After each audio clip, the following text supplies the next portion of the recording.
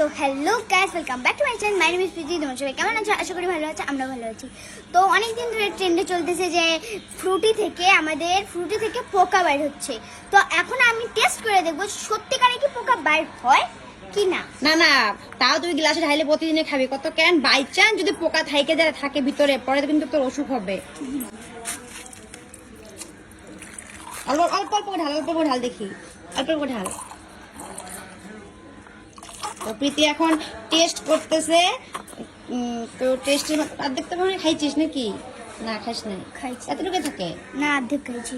তো অর্ধেকও খাইছে। তো আমি করলাম এইভাবে খাইস না মাগো, আগে ঢাইলে তো খা, সত্যিকার যে পোকা থাইকে থাকে। তো আমরাও এটা দেখি ট্রাই করে পোকা আছে কিনা। এখন ভিতরটা অল্প চেক দে জুসটা দেখা। এই যে জুস, একদম ক্লিন জুস। এটা অনেক ফেক গাইস, তো এটা একদম ফেক। কারণ কি কোনো পোকা টোকা নাই, কিচ্ছু নাই। তো এগুলা বেকার বেকার, এগুলা হলো ফালতু, কিচ্ছু না। কোনো দেখো পোকা টোকা কিচ্ছু না, একদম যেরকম সেরকমই আছে, ফ্রেশ।